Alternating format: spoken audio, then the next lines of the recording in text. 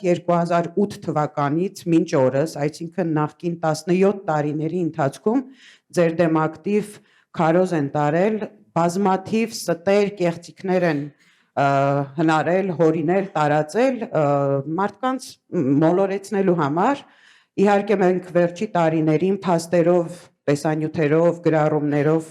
հոդվածներով դրա դեմը առնում ենք, դուք ձեր ասուլիսների ժամանակ եք դրանից խոսում, հերքում հերթով իրականությունը պատմում, բայց կա մի բան, որ մինչև օրս ներկայիս իշխանությունները շատ ակտիվ շրջանառության մեջ են պահում,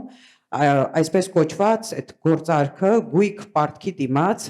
իբրև թե դուք Հայաստանին պատկանող կարևորագույն կառույցները գույքը տվել եք Ռուսաստանին, դուք դրա մասին էլ եք խոսել, բացատրել, բայց շատ կխնդրեմ այսօր եւս մեկ անգամ դրան անդրադառնաք, որպեսզի այս տեղեկատվական փողուկոհի մեջ, հատկապես նախընտրական փուլում, մենք ավելի հստակ ու ընդգրկուն պատկեր ունենանք այդ իշխանական կեղծիքներին հակադարձելու համար։ Շատ շնորհակալություն։ Նայեք, մի պահ իմ պատկերացումը այնպեսին էր, որ թեման արդեն անցել է, մեռած թեմա է, ոչ մեկին դա չի հետաքրքրում, բայց բարբերաբար ինչ որ փորձում են վերակենդանացնել։ Հենց մի քանի թեմա կա, սա այն թեմաներն են, որոնց վերաբերյալ նաև բացատրություն տվել եմ, արտահայտվել եմ երևի 100 անգամ։ Հիմա գույք պարտքի դիմացի վերաբերյալ ես ընդունում եմ, որ նաև ճիշտ եք ասում, գալիս է նախընտրական ժամանակահատված, էլի փորձում են ենթադրում են վերակենդանացնել։ Գործարքի իմաստը ինչ էր։ Մենք ունեինք $100 միլիոն պարտք, որը ժամանակին գոյացել է ատոմակայանի ռուսական կողմի վերականգնման հետ ծախսեր էին։ Տարբեր ինչ-որ ծախսեր էր, ես հիմա իմ ժամանակը չէր, ես չեմ կարող սա գնահատել, բայց ֆիքսված գումարը սա էր, մոտ 100 քանի միլիոն $։ Այդ պարտքը կամ պետք է մարեինք քաշով, եւ ընդհանրապես բյուջեն այն ժամանակ եղել է $300 միլիոն։ Հետո սկսեց աճել եւ ավարտեցինք մոտ 2.5 միլիարդով։ Եվ այդ գաղափարը գույք պարտքի դիմաց ծնվեց հենց այդ գործարքը իրականացնելու համար։ Ինչ ենք տվել այդ 100 միլիոնի դիմաց։ Գործարան Մարս, Ռազդանի Փշեկը, հինը առանցին գերորդ բլոկի եւ 3 գիտահետազոտական ինստիտուտ։ Եվ հիմա ինչ են ասում օրինակ մարդիկ, ասում են Մարս գործարանը լավագույն գործարանն էր եւ այլ։ Ոդի Մարս գործարանը կառուցվել է սովետական միության, այս վերջի գործարաններից մեկն էլ կառուցվել է սովետական միությունը միկրոսխեմաներով սպասարկելու համար։ Այ գոսպլանի բաների մեջ սա է, ծրագրերի մեջ սա է։ Մարս գործարանի հիմնական արտադրությունը 1 օր չի աշխատել։ 1 օր կառուցվել է սովետական միության ժամանակ, արդեն սովետական միությունը փլվեց եւ այն ինչի համար կառուցվել է այդ գործարանը, ինչը պիտի սպասարկեր ամբողջ սովետական միությունը, այլևս գոյություն չուներ։ 1 օր չի աշխատել։ Երբ ես այցելել եմ այդ գործարանում աշխատում էին վարչապետի, չեմ սխալվում, աշխատում էին միայն օժանդակ մեխանիկական ցեխ, ինչ որ չգիտեմ, բուտկա, բեսեդկային սարքում սվարշիկներ բանման։ Մի հատ էլ ֆիզրաստորի մի բան էր դրած Վաչե Մանուկյանի գործար բանը։ Ինչ որ, շենքեր օգտագործում էին, հիմնական արտադրությունը 1 օր չի աշխատել։ 1 միկրոսխեմա չեն արտադրել։ Այս վիճակում էր այս գործարանը եւ հսկա տարածքներ։ Սկզբից փորձել ենք բանակցել Siemens-ի հետ։ Արդյոք իրենց տանք, թող իրենք արտադրությունը կազմակերպեն, ներդրումներ անեն, սեփականության իրավունքով վերցնեն։ Գիտեք ինձ ինչ են ասել։ Պատվիրակությունը գնացել նայել են, ասել են մենք եթե գանք այդ սարքավորումները, որոնք դրած էին, արդեն հնացած են, դրա ժամանակ էր արդեն հնացած էին, եւ դրանից հետո 10 տարի չի աշխատել։ Ասել են ամբողջ ներսը պիտի թափենք, նոր ներդրումներ անենք, որովհետեւ այն ժամանակ այդ ոլորտի ակտիվ զարգացումներ գնում եւ շատ արագ էր ամեն ինչ փոխվում։ Եվ բարոյապես էր մաշված արդեն։ Ըստ էության արդեն մենք սկսել ենք այդ գործարանին նայել որպես տարածքներ, որոնք կարելի է ինչ որտեղ օգտագործել։ Սա է։ Ներկայացնում են, որ լավագույն գործարանը, բան, միկրոչիպերի, չգիտեմ, եւ այլ միկրոսխեմաներ բացարձակ սուտ։ Մնացածը գիտահետազոտական ինստիտուտներ, ինչ է գիտահետազոտական ինստիտուտ։ Դա առաջերտին կոլեկտիվն է։ Աշխատող գիտնականներն են։ Եվ օրինակ Մերգելան ինստիտուտը սպասարկում էր սովետական միության ռազմաօդային ուժերը, մաթեմատիկական սպասարկում էր, այդ ուժերը չկա է, սպասարկման օբյեկտը վերացել է, այս վիճակն էր, և Ռուսաստանին տալով հույս կար, մտածում ենք, որ միգուցե ինչ-որ ձև իրենց գաղտնիության բանը հանեն և հնարավորություն տան, որ ինստիտուտը կատարի այն գործը, որի համար ինքը ստեղծված էր, այստեղ ամեն քայլի մեջ կար ռացիոնալ բացատրություն, բայց լավ, սա մի կողմ դնենք, գիտեք, ով է ամենից ակտիվ լոբիստ է եղել այս հարցերի, գույքը պարտքի դիմաց, Արամ Սարգսյան, ինքը վարչապետ ժամանակ երևի 5 անգամ այդ թեմայից խոսում էր, հետո պարզում է դառնալա, որ մենք ինքը կոնկրետ գրեթե ամեն հանդիպման ժամանակ ասում էր այս գույքը, բայց ինքը ենթադրում է, որ մի 10-15 բան պիտի տանք միավոր։ Որ մի խայտարակ մի բան էլի։ Հա, հիմա պատկերացրեք այդ վիճակը։ Քանի որ, բայց ես այս թեման մի քիչ ավելանեմ այս թեմայի շուրջ։ Այսքանը ասում են ինչի համար, ասել, որ մենք ռուսական կողմին հանձնել ենք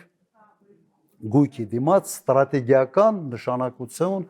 ունեցող Հայաստանը ինչ կար չկար։ Հիմա ես ներկայացնեմ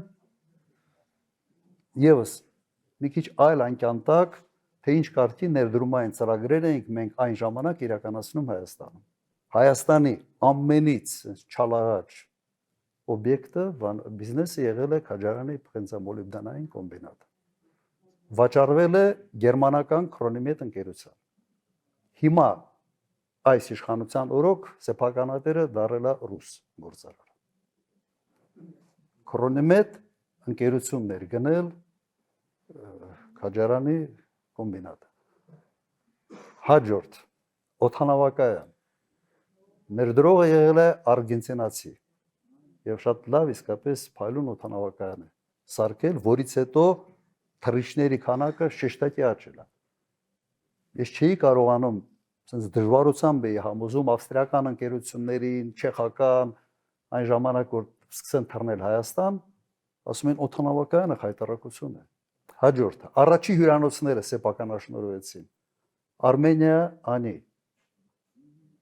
ամերիկյան քաղաքացիներին հայկական խմբեր էր, իրենք են գնել։ Ինձ նույնիսկ պիտի օգնեք, էլ ինչ բիզնեսներ կար, Երևան հյուրանոցը իտալացիների,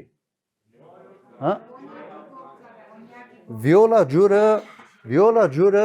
ֆրանսիացիների, ոնց ենք որոշել, օրինակ խի եմ ես որոշել, որ ճիշտը ֆրանսիացիների հետ աշխատեն, համաշխարհային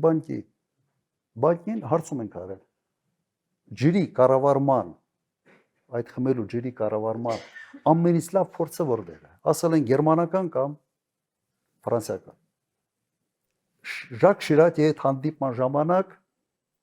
հաճախակի ենք մենք շփվում, ես իրեն հարցրեցի, այսպես բան կա, դուք վիոլա ջուր ունենք, ուզում եմ հետները հանդիպեմ, կարա՞ք օգնեք այս հարցում։ Նույն օրը իմ հետ կապվում են, ասում են առավոտյան պատրաստ է հանդիպել վիոլա ջրի Սիոն։ Հաջորդ օրը մենք միասին հյուրանոցում նախաճաշել ենք, եթե չեմ սխալվում, Պրինց դե Գալ հյուրանոցն էր, կարող է լավ չի։ Հետը պայմանավորվել ենք, որ ինքը պատրաստ է պատվիրակություն ուղարկել Հայաստան։ Ուղիղ մեկ ամիս հետո այդ պատվիրակությունը եկել է եւ իրենց հետ այդ պայմանագիրը կնքել ենք։ Աշխատել ենք կնքել։ Ֆրանսիացին Պերնորի կար կոնյակի գործարանը ամենից գրավիչ ակտիվներից մեկն է եղել Հայաստանում։ Ֆրանսիական ընկերությանն ենք ծախել։ Եթե կարծում եք թե Ռուսաստանից ցանկացող չկար, կար։ Քաջարյանի համար էլ կար։ Բայց լավ, ելում պիտի ծախենք կոնյակի գործարանը։ Եթե ոչ, ամենից լավ կոնյակ արտադրողների։ Մոտեցում միակն էր, որ երկրի ընկերությունը կարող է ամենից արդյունավետը կառավարել այդ ընկերությանը։ Ուրիշ բան մենք չունեինք։ Ասեն ֆրանսիական ընկերությունը ո՞նց ենք բերել սա, այդպես չի որ sense հերթով կանգնած ուզում էին գայ։ Դա 97 թիվեր էս վարչապետ էի, թռել էի Շիրակի հրավիրով Ֆրանսիա, ասեցի որ sense կոնյակի գործարանի բան ուզում ենք գործընկերություն ունենալ։ Իր ինքնաթիռը տրամադրելա թռել ենք կոնյակ պրովինս, տեսել եմ այդ գործարանը եւ պայմանավորվել ենք, որ իրենք գան մի հատ ուսումնասիրեն։ Իրենց հետաքրքրությունը շուկաներ,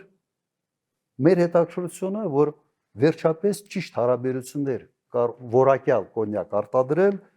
ճիշտ հարաբերություններ կառուցել վերամշակող գյուղացի հարաբերություններում իրենքն են առաջինը սկսել դա անել,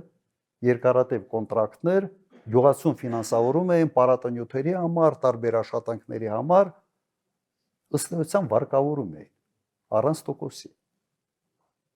Եվ եւս մի կարևոր հանգամանք